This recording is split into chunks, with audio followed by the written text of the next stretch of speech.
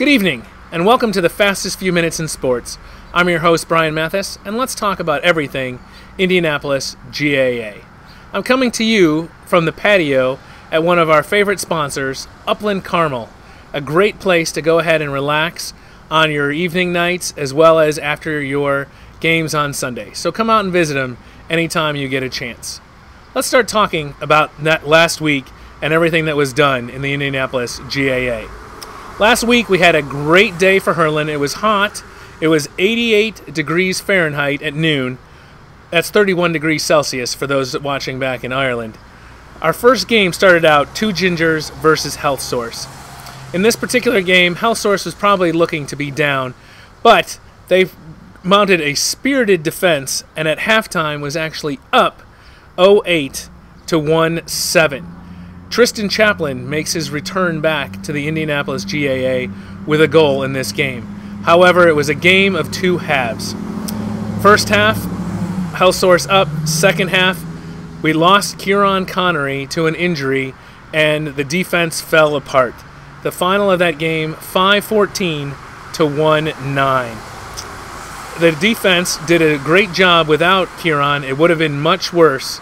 Lauren Horan did a great job against Jeremy Fagan. If you take a look at the scorecard, Philly B did a great job at 1 goal and 4 points.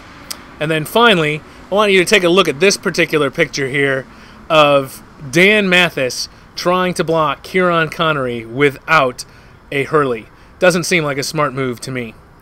Now on to the Clotta-Connor game. The Clotta-Connor game did not go the way that the Swami had predicted, nor that Clotta had predicted. This game finalized up at 8-15 for Connors and 3-4 for Clotta. Duncan did his best for the Clotta, scoring 2 goals and 4 points, but Brian Church on the flip side had 4 goals and 4 points for the Connors squad. Cullen Riley did a great job as well. He's really a young and up-and-coming kid. He scored 2 points for the Connors crowd.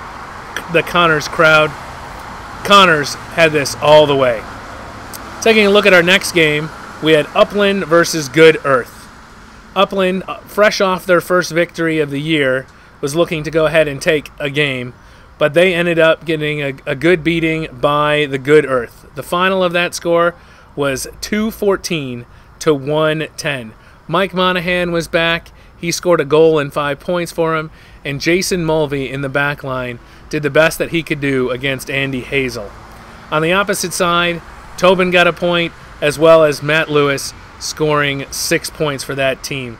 Good Earth was in control for most of the game. A late second half goal for the Upland put it kind of in a little bit of jeopardy, but the fact of the matter is Good Earth pulled away with that. The next and final game that we have to report on is Pogues versus Renners. This was a beautiful game to watch as a spectator. It was a back-and-forth match the entire way. We see Jacob Wilkes, a scoring machine this day, score 4 goals and 3 points. This reporter witnessed him kick 2 goals in just off his boot.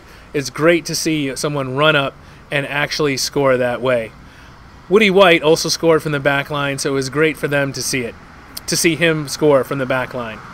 And on the opposite side, KG Nick Wilson, still working and going, scoring 3 goals and 2 points.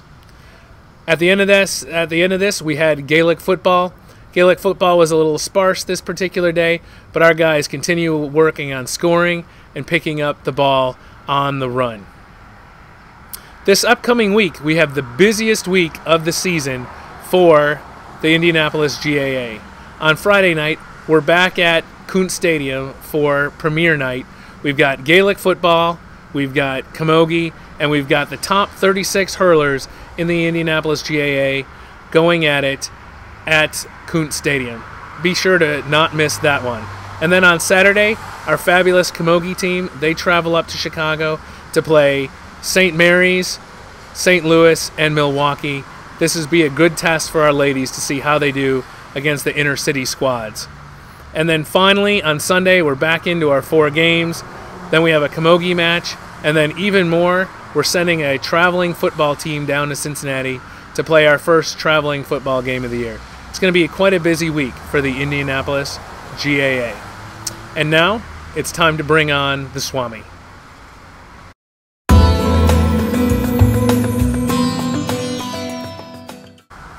All right, and it's now time for the Swami. To go ahead and report, last week I was 3-1. Not too bad. I like to be a nice 75%. I'd like to be perfect. But over the past 3 weeks, the Swami has been absolutely incredible. 9, 2, and 1. That's a win percentage of 83%. That's going to make you all kinds of money in any sort of Vegas, Monte Carlo, wherever you're going to go. So hopefully, eventually, we'll get the Indianapolis GAA up on the boards at Vegas sportsbooks. So next week, we've got Good Earth versus Clada. This one's a no-brainer. Take Good Earth to go all the way. The next one, I've got Pogues versus Upland. This one's going to be a little tough. I think this group is a very well-matched group against each other. I'm going to say a very tightly contested match, and I'm going to say Pogues ekes out a win in this one. The next game we've got is Hellsource versus Connors. Hellsource is going to be hurting this week. They've got quite a few people who are not going to be making the matches this weekend, and with Kieran Connery a little gimpy on the hamstring, I'm going to go ahead and take Connors with this one. And then finally, Two Gingers versus Renners. Right now, Two Gingers just has too many horses to beat.